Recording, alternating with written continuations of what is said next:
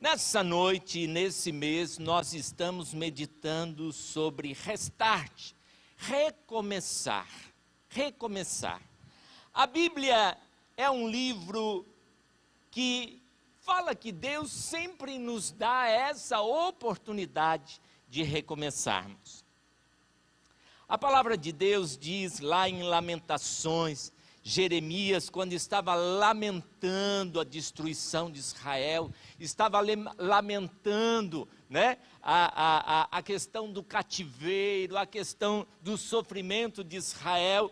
Lá em Jeremias 3, 21 a 24, olha o que ele diz. Jeremias 3, 21 a 24.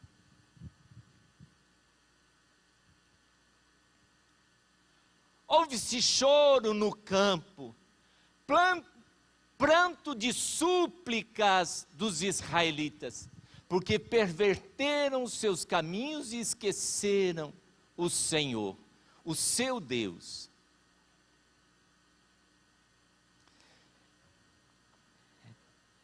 É isso mesmo, deixa eu só verificar aqui que eu estou lendo uma coisa ali, Lamentações de Jeremias. Eu falei Jeremias? Então vocês perdoem porque o Henrique errou lá colocar, mas é Lamentações de Jeremias, ok? Lamentações de Jeremias. Olha o que diz o verso, isso, é isso aí. Todavia lembro-me também do que pode dar esperança. Olha o que ele diz. Graças ao grande amor do Senhor, é que não somos consumidos, pois as suas misericórdias não têm fim. Renovam-se cada manhã, cada manhã, cada manhã, cada manhã, cada manhã. Deus nos dá uma oportunidade de recomeçar.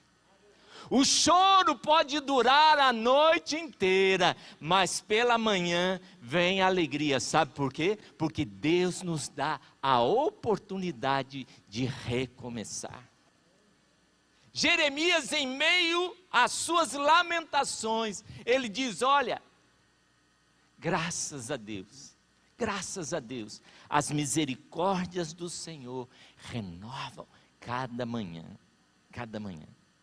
Não sei como você chegou aqui, não sei como foi a sua semana, não sei como foi o seu mês, mas uma coisa eu sei, Deus nos dá a oportunidade todos os dias de recomeçarmos. Se você puder dizer um amém, aleluia. Quando você estuda a palavra de Deus, quando você estuda a Bíblia é um livro de recomeço. Irmãos, quando vocês começam a olhar para a história de Israel, Israel se constitui como nação. Daqui a pouco Israel se afasta de Deus, são levados para o cativeiro. Lá no cativeiro eles clamam a Deus e Deus dá novamente àquele povo a oportunidade de recomeçar. A oportunidade de recomeçar. Israel abandona o Senhor. E por muitos e muitos anos foram espalhados pelas nações. Em 1948 a ONU reconhece novamente o Estado de Israel, reconhece a nação de Israel. E ali vem novamente o povo, começa a renovar, começa a recomeçar. E hoje se tornou uma grande potência, uma grande nação. Por quê? Buscaram a Deus, buscaram o Deus de Israel. E quando eles buscaram o Senhor, Deus dá a eles então a oportunidade de recomeçar. Esse é o nosso Deus, esse é o nosso Deus. Pedro servia Jesus, andou com Deus, teve uma experiência com Deus. Aí, antes de Jesus partir, né, Pedro faz um compromisso: Senhor, eu vou seguir o Senhor até a morte. Eu vou seguir o Senhor até a morte. Se possível for, eu dou a minha vida a favor do Evangelho, a favor do reino, a favor do Senhor. E aí Jesus olha bem nos olhos de Pedro e diz: Pedro, antes que o galo cante 3 vezes, tu me negarás. Irmãos, e quando lá estava Jesus, preso, Jesus, sendo condenado, a Bíblia diz que Pedro nega Jesus 3 vezes. E quando ele acaba de negar Jesus, o galo canta. O galo canta. Pedro cai em si, e nesse momento, Jesus está lá, só olha para Pedro no meio da multidão. Apenas um olhar de Jesus. Pedro entra em profunda angústia, profunda tristeza. E aí logo vem a morte de Jesus. E Pedro, com aquilo na sua mente, com aquela perturbação na sua mente, eu neguei o Senhor. Poxa, andei com ele 3 anos e agora eu neguei o Senhor. Como posso andar por este caminho? E aí a Bíblia diz que Pedro chorou amargamente. E Pedro desiste. Pedro desiste. Ele diz para os discípulos: olha, Jesus morreu, já passou o tempo, eu vou voltar a pescar. Não sei como você chegou aqui nessa noite. Não sei se você está querendo voltar a pescar. Mas a Bíblia diz que, enquanto Pedro estava lá no mar, não pescou nada a noite inteira, Jesus aparece de manhã na beira da praia e diz: lancem a rede do outro lado. E eles pescam uma grande quantidade de peixe. Pedro conheceu Jesus assim também. Estava pescando e aí Jesus então manda lançar a rede. Jesus vai até Pedro para renovar a fé de Pedro. Nesse mês, Deus trouxe você aqui para renovar a sua fé. Este é o mês em que Deus está trabalhando a sua fé. Deus quer te renovar. Deus quer que você comece de novo. Eu posso ouvir um amém? E aí então, quando eles lançam a rede, João diz: é o Senhor, é o Senhor. Pedro põe a sua roupa, pula no mar, vai nadando até a praia e chega até Jesus. E Jesus não diz nada para Pedro. Tinham pescado a noite toda, tinham trabalhado a noite toda, estava com fome e cansado. Quando eles chegam na beira da praia, estava ali comida para que eles pudessem matar a fome. E aí então, eles reconhecem que é o Senhor, e Jesus faz uma pergunta para Pedro: Pedro, tu me amas? Pedro diz: Senhor, tu sabes que eu te amo. Novamente Jesus pergunta: Pedro, tu me amas? E Pedro: Senhor, tu sabes que eu te amo. E a terceira vez Jesus pergunta para Pedro: Pedro, tu me amas? Pedro olha nos olhos de Jesus e diz: o Senhor conhece todas as coisas, o Senhor sonda os corações, o Senhor conhece a mente do homem, o Senhor sabe que eu te amo. Pedro precisava recomeçar, mas ele precisava recomeçar em cima de uma convicção: eu amo a Deus. Essa é a única maneira de recomeçarmos, declarando: Senhor, não importa o que aconteceu, eu amo o Senhor. Levante as suas mãos para os céus e diga para Deus: Senhor, eu amo o Senhor. Eu amo o Senhor. O que curou aquele homem foi reconhecer que ele amava a Deus.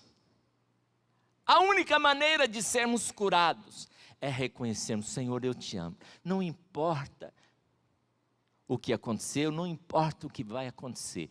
Uma coisa sei: eu amo o Senhor. Quando a Bíblia fala da morte de Jesus. Imagina, irmãos, aqueles discípulos, 3 anos andaram com Jesus, viram os milagres de Jesus, eles tinham essa convicção: Jesus é o Messias, Jesus é o Messias. E a esperança deles era que que Jesus restaurasse a nação de Israel, libertasse Israel do domínio romano. Essa era a esperança daquele povo, a esperança dos discípulos. Por isso, muitas vezes, eles perguntavam: Senhor, esse é o tempo que o Senhor vai restaurar Israel? Porque essa era o que eles ouviam e que eles ouvem até hoje, que o Messias virá para restaurar, para colocar Israel numa posição de nação e de domínio. Jesus anda com eles 3 anos. Judas também sabia disso. Judas tinha essa convicção. Judas não entrega Jesus porque ele não tinha convicção de que Jesus era o Messias. Muito pelo contrário, ele sabia que Jesus era o Messias, ele tinha plena convicção. Só que ele diz o seguinte: eu preciso dar uma mão para Jesus. Ele dizia isso: eu preciso dar um empurrão em Jesus, porque eu sei que a hora que alguém vier prender Jesus, tentar matar Jesus, ele vai invocar os anjos de Deus, vai invocar o exército de Deus, e então ele vai manifestar o seu reino. Era essa a mentalidade de Judas. Judas queria dar uma forcinha para o Senhor Jesus. E então, 3 anos eles viveram, 3 anos de convicção de que Jesus era o Messias. Mas aí, levam Jesus à morte. Jesus morre, levam Jesus para a cruz e Jesus morre. Imagina a decepção daquele povo. Mas a palavra de Deus nos ensina algo. Deus é Deus de recomeço. A Bíblia diz que ao 3º dia, Jesus ressuscita. Jesus levanta dos mortos. Jesus ressuscita e ele então começa a implantar o reino de Deus na terra. O reino de Deus não é firmado em obras. O reino de Deus não vem de aparência exterior, diz a palavra de Deus, mas o reino de Deus começa em vós, dentro de vós. A partir então da ressurreição, Deus começa novamente a implantar o reino dele. Agora não de forma aparente, mas onde está 2 ou 3 reunidos em nome de Jesus, ali o reino de Deus está, ali o reino de Deus começa, ali o reino de Deus é implantado. Eu posso ouvir um amém? Amém. Glória a Deus. Nessa noite, quero falar com vocês de 3 pessoas na Bíblia que tiveram a oportunidade de recomeçar. Mas como é que essas pessoas tiveram essa oportunidade de recomeçar? Primeiro, eram pessoas comuns. Talvez pessoa como você, comum. Pessoa comum, sem uma história familiar, sem um sangue nobre. Talvez você seja assim, e essas pessoas eram assim. A Bíblia diz que essas pessoas já tinham fracassado algumas vezes. Essas pessoas já tinham experimentado o fracasso em alguma área de suas vidas. E essas pessoas eram pessoas sem possibilidade. Ou seja, tudo dizia para essas pessoas não.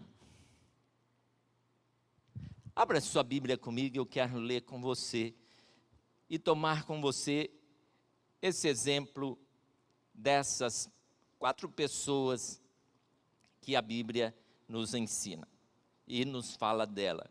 E o que elas fizeram para recomeçar? Vamos lá. Mateus capítulo 1, eu quero ler com você, eu vou ler na minha versão rapidamente, do verso 1 em diante. Quando nós lemos Mateus capítulo 1, você olha para cá e fala, poxa vida, esse capítulo parece que não tem nada a ver.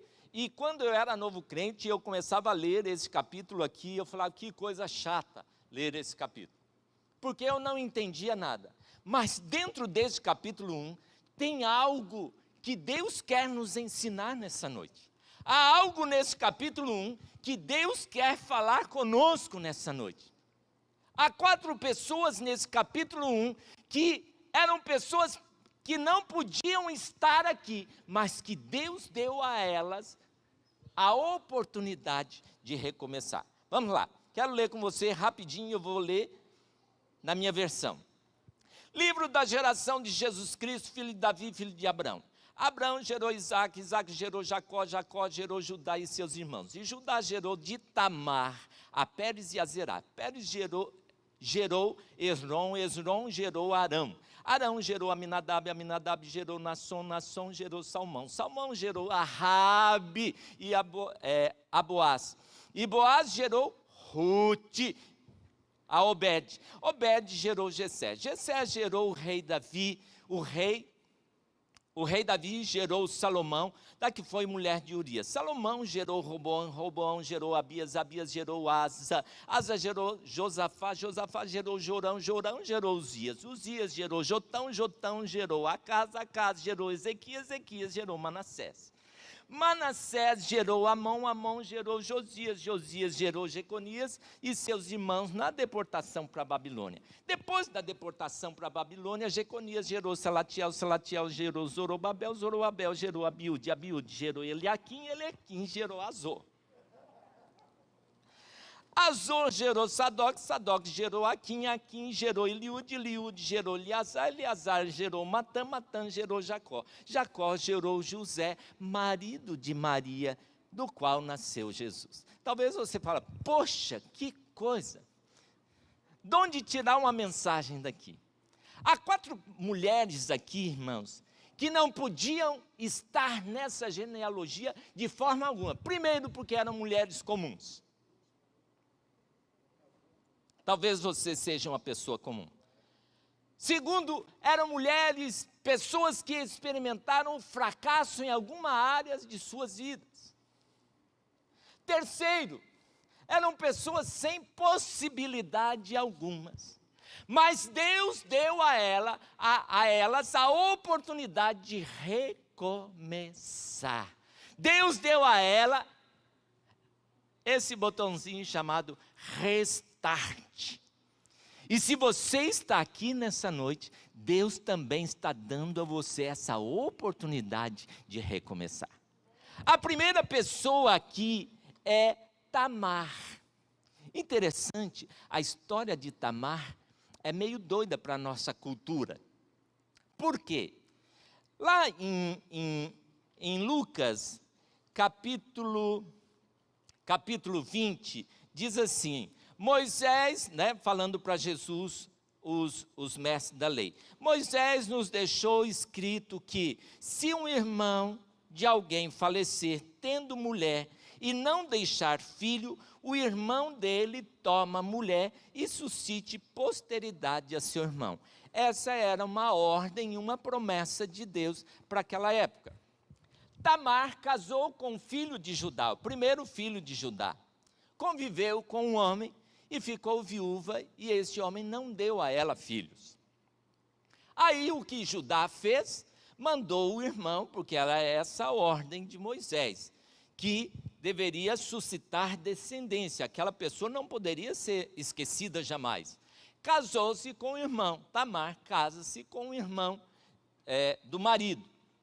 Novamente o irmão não dá filhos para ela, e esse morre.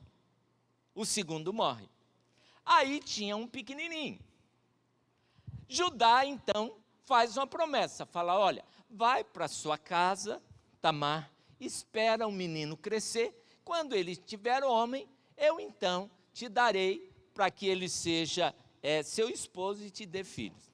Tamar ficou nessa promessa. Era uma promessa de Deus para a vida de Tamar. E Judá então esquece dessa mulher. Aí o que Tamar fez? Um dia ela se vestiu de prostituta, ficou na estrada, Judá estava passando, e ela então chama o sogro para algo mais íntimo, sem saber que era Tamar. Tamar se engravida de Judá. Quando ele fica sabendo, eles mandam avisar que Tamar estava grávida. Eles falaram: traga esta mulher para que a gente mate essa mulher, porque ela desonrou a minha família. E ela então tinha pedido ao seu sogro um sinal, que era o bordão, né? O bordão e o cajado de Judá. E ela guardou consigo. Quando ela vai se apresentar aos anciãos da cidade para Judá, ela mostra o bordão. Ela fala: o pai do meu filho, né, é dono desses objetos. E Judá então reconhece que aquela mulher era uma mulher correta. Qual foi a loucura de Tamar? Tamar desejava ardentemente a promessa de Deus para a sua vida. Tamar, ela estava disposta a fazer loucuras por causa da promessa de Deus.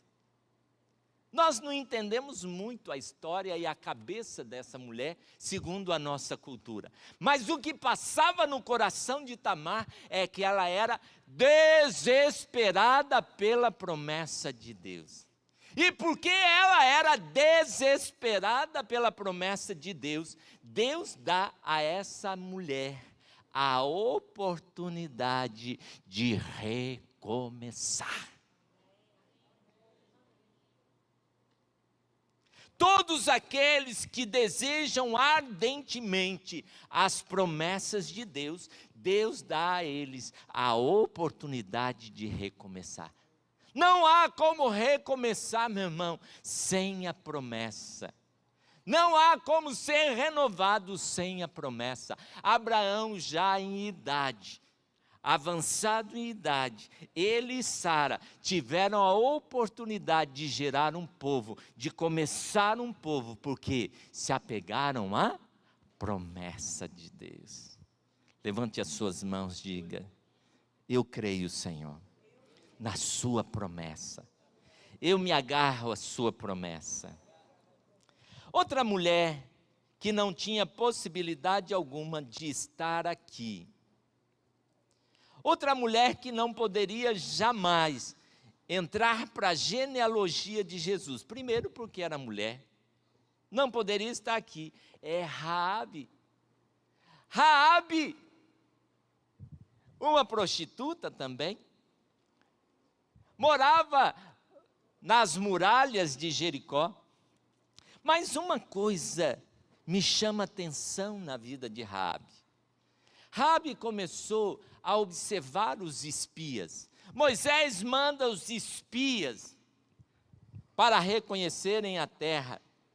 E aí a Bíblia diz que eles vão e ficam lá, no hotel de Raabe, em cima do muro. E a Bíblia diz que Raabe estava olhando para aqueles homens. Ela reconhece que aqueles homens eram homens de Deus. E aí, Raabe então, quando os espias chegam e falam: olha, Deus nos enviou e Ele vai destruir a terra, ela chega para eles e fala: olha, eu preciso conversar com vocês. Olha o que ela diz lá em Josué, capítulo 2. Josué, capítulo 2. Josué, capítulo 2, verso 11. Ela chegou para eles e disse: olha, nós aqui, os jericoítas, nós temos ouvido e desfaleceu o nosso coração, e ninguém mais há ânimo algum, por causa da vossa presença.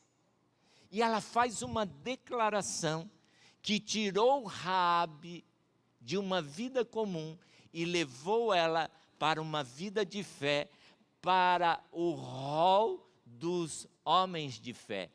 Ela diz assim: porque o Senhor vosso Deus é Deus em cima nos céus e é Deus embaixo da terra. Raabe sabia e ela ouvia sobre os deuses. Olha, Deus habita nos céus. Mas ela nunca tinha visto um Deus que operava na terra, um Deus que agia na terra. E a Bíblia diz então que quando Raabe olhou para aquele povo, Raabe começou a observar a ação de Deus no meio do povo de Israel. Ela diz: o Senhor vosso Deus é Deus que age nos céus e é Deus que age na terra. E eu pergunto para você nessa noite: o seu Deus é Deus que só age no céu, meu irmão? Ou o seu Deus é Deus nos céus e Deus na terra? Eu habito, diz a palavra do Senhor, eu habito no alto e sublime trono, mas também habito com aquele que é contrito e abatido de coração, para vivificar a alma do aflito, para vivificar e socorrer o oprimido. Esse é o nosso Deus. Quando Jesus nos ensina a oração do Pai Nosso, Ele está dizendo: olha, Pai Nosso que está no céu, venha o teu reino, venha o teu reino, venha o teu reino aqui na terra, seja feita a sua vontade aqui na terra, como é feita no céu. Raabe reconheceu isso, Raabe reconheceu: olha, Deus é Deus em cima nos céus e é Deus embaixo da terra. Certa vez Israel vai para a guerra, e aí o povo vence, perde a batalha na planície. E aí os inimigos falam: vamos chamar ele para os montes, porque o Deus deles é Deus só do vale. E aí eles então chamam e atraem Israel para os montes.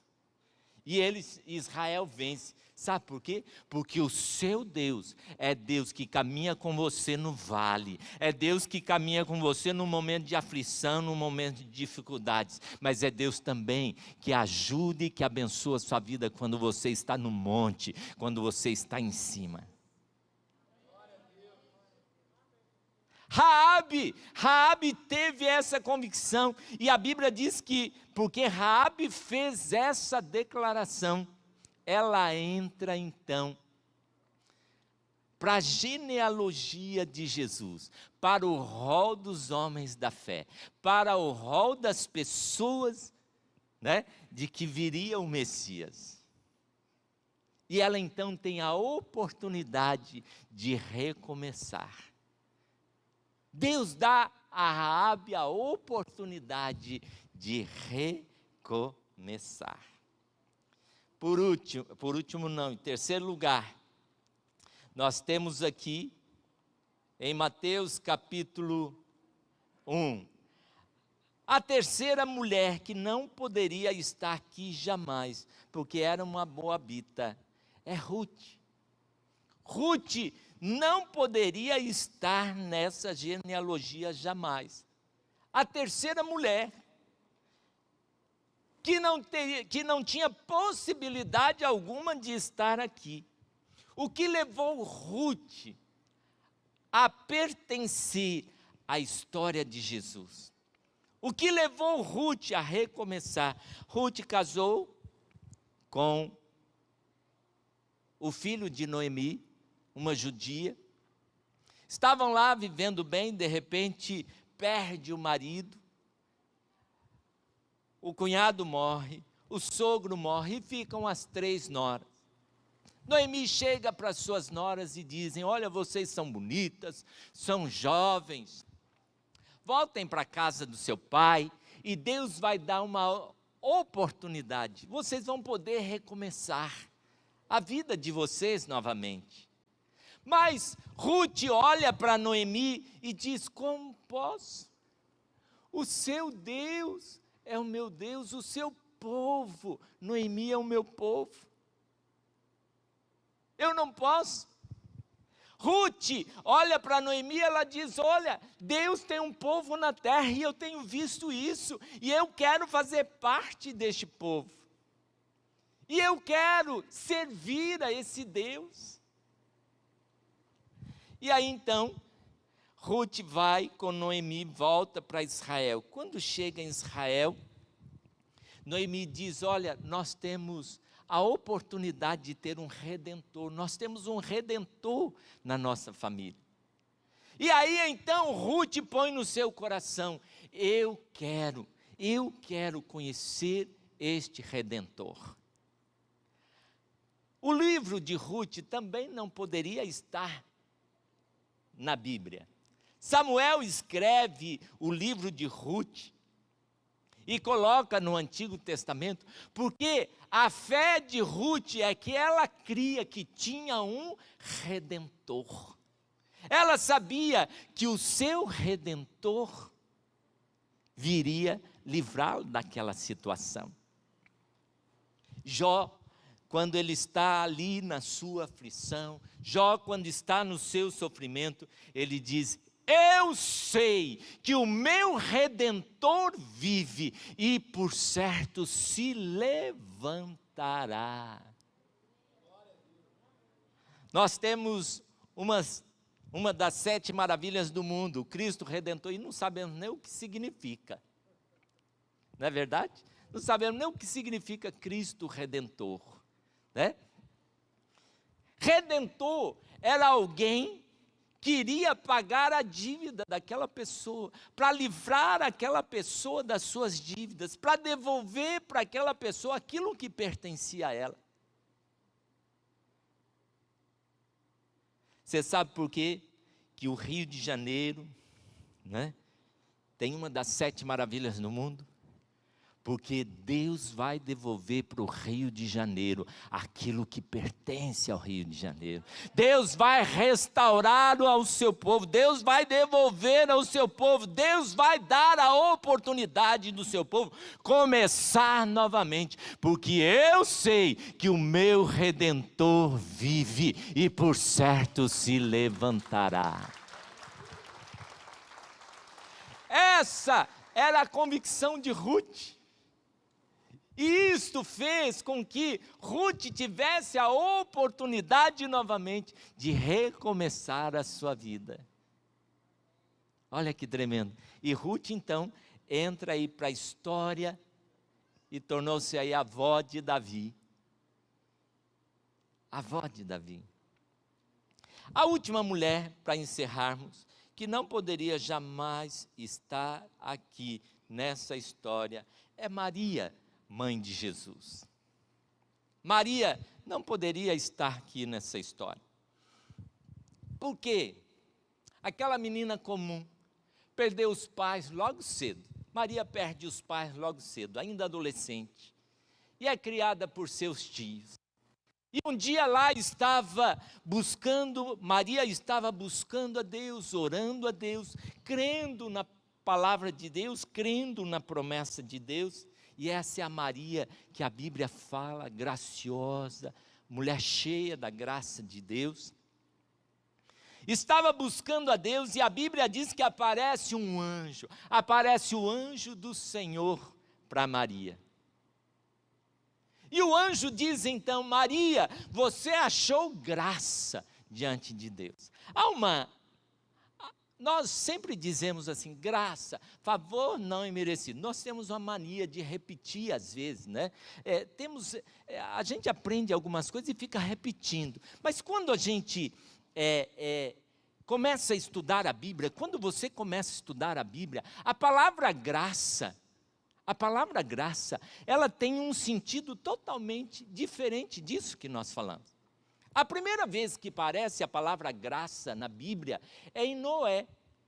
A Bíblia diz: e Noé achou graça diante de Deus. Qual que era a proposta da graça ali? Noé foi escolhido por Deus para guardar a semente humana, para preservar os animais, para preservar a humanidade. Deus acaba com tudo, mas Noé achou graça porque ele então constrói uma arca, uma grande arca, e ali dentro daquela arca tinha a semente, tanto de animais quanto da humanidade. E através então de Noé, Deus recomeça novamente. Deus dá início novamente à criação. Deus dá início novamente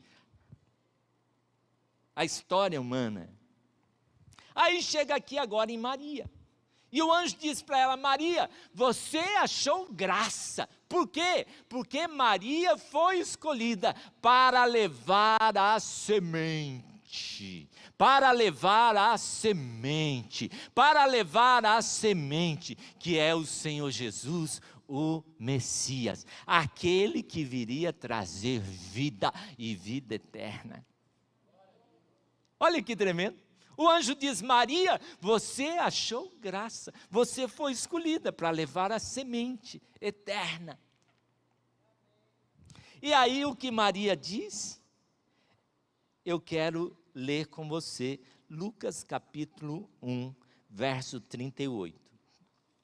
Para nós, então, concluirmos aqui a nossa palavra nessa noite. Olha o que a Bíblia diz.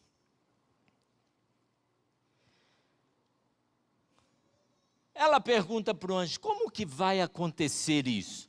Como que eu vou gerar se eu não conheço homem algum? Como que isso vai acontecer? Aí o anjo diz para Maria, o pessoal do louvor pode subir, por favor? O anjo diz a Maria: olha, o Espírito Santo vai vir sobre você. O poder do Altíssimo vai cobrir a sua vida, Maria. E o ente santo que vai nascer de ti será o Filho de Deus, será chamado Filho de Deus. E aí no verso 38, Maria, com 12 anos de idade, sem reconhecer e sem medo de qualquer consequência, ela diz assim: eis aqui a serva do Senhor, cumpra-se em mim segundo a tua palavra. E aí diz aqui, e o anjo foi embora. Pensa bem comigo, irmãos. Você tem uma filha de 12 anos, 12, 13 anos. E aí ela chega e diz para você: estou grávida. Aí você diz: quem é o pai? É o Espírito Santo. Qualquer pai diria, pegaria um cabo de vassoura, me traz esse Espírito Santo aqui que eu quero dar uma correção nele, não é assim? Imagina para aquela época, imagina se Deus não fala com José, se Deus não ministra ao coração de José. Maria estava perdida, mas ela não importou com as consequências. Ela disse: olha, eis aqui a serva do Senhor, cumpra em mim a sua palavra. Onde Maria chegava, ela chega na casa de Isabel, entra na casa de Isabel, e a Bíblia diz que João Batista estremece no ventre de Isabel. Por quê? Onde Maria chegava, ela sabia que o que habitava dentro dela era o Senhor Jesus.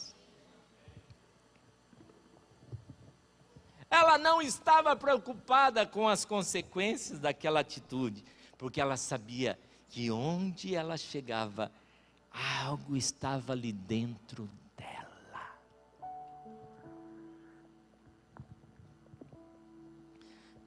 Para recomeçarmos, nós precisamos estar dispostos a fazer loucuras pela promessa de Deus. Para recomeçarmos, nós precisamos reconhecer que nosso Deus é Deus em cima nos céus e é Deus embaixo na terra. Para recomeçarmos, nós precisamos crer que Deus tem um povo na terra.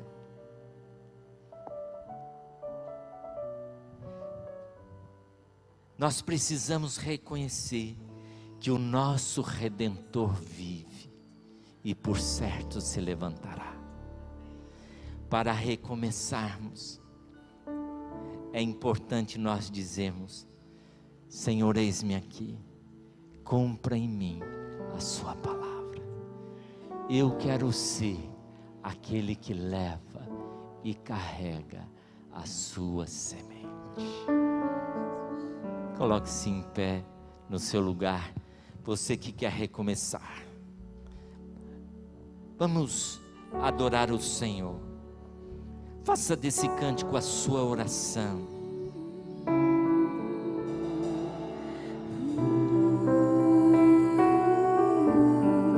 É tempo de recomeçar.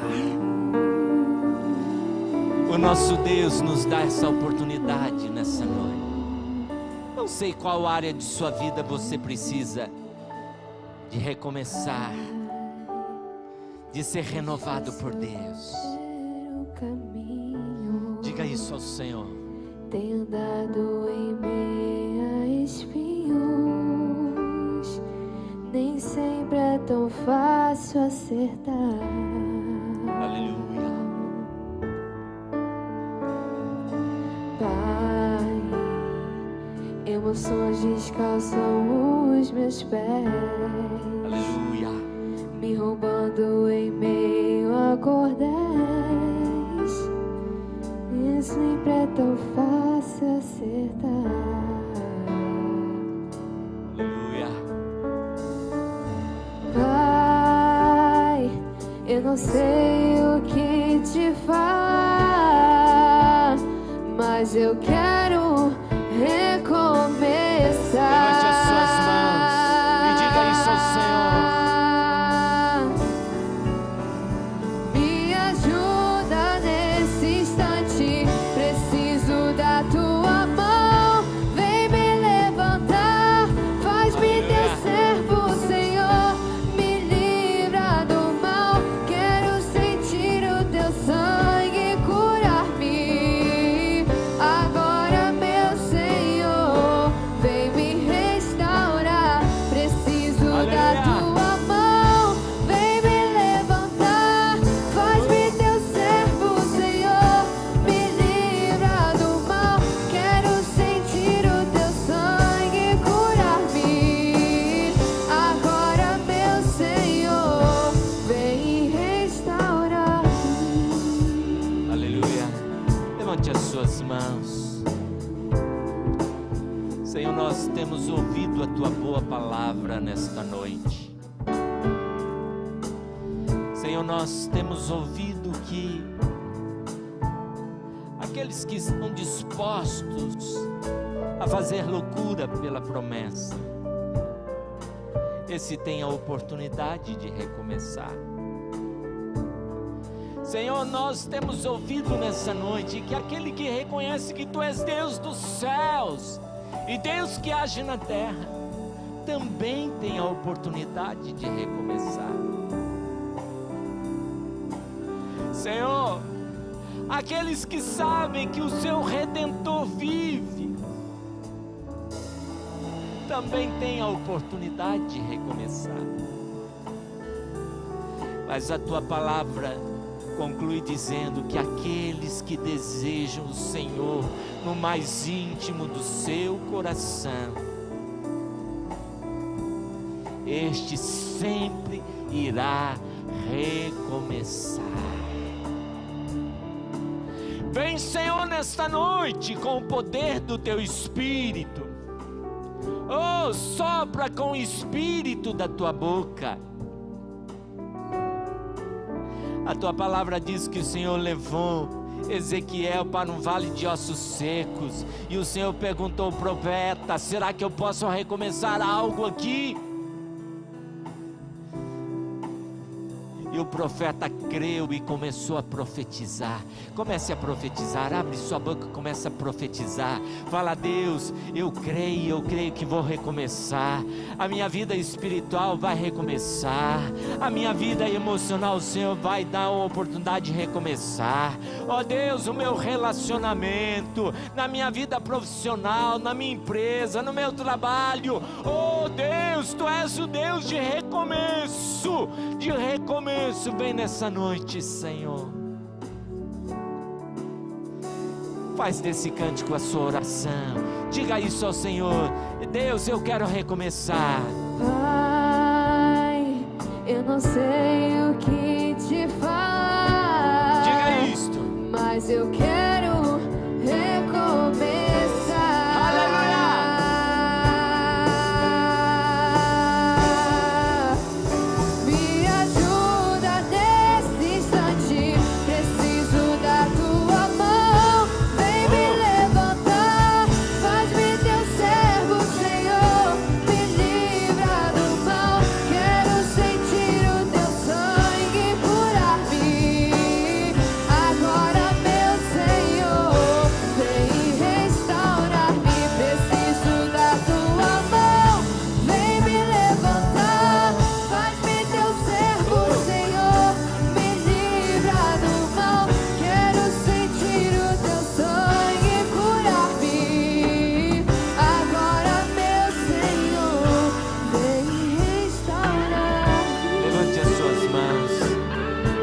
nós declaramos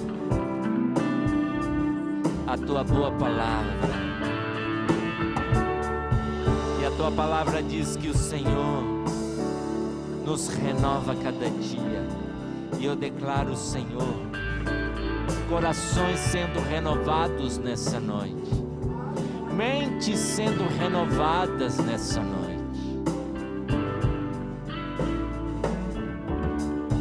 Levante as suas mãos.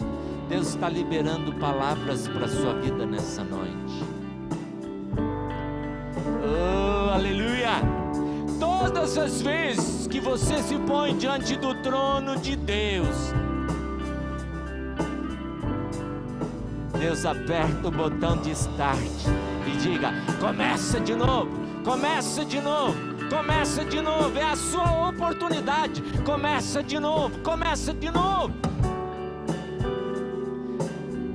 Deus está dizendo para você nessa noite: começa de novo. Começa de novo na sua vida espiritual. Começa de novo. Começa de novo no seu relacionamento. Começa de novo, começa de novo. Começa de novo no seu trabalho, na sua empresa. Começa de novo. Viva cada dia como se fosse uma oportunidade de começar novamente, novamente, novamente. Levante as suas mãos. Talvez você esteja dizendo: poxa, Deus, eu não tenho mais força. Eu não tenho mais força. Levante as suas mãos, porque Deus está renovando as suas forças nessa noite. Deus está renovando o seu fôlego nessa noite. Deus está renovando o seu ânimo nessa noite. Deus está renovando as promessas dele para a sua vida. Oh! Oh! Aleluia! Oh! Oh!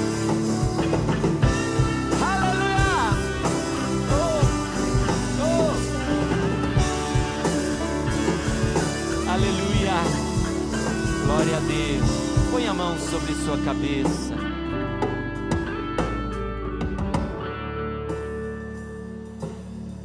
Aleluia. Há uma unção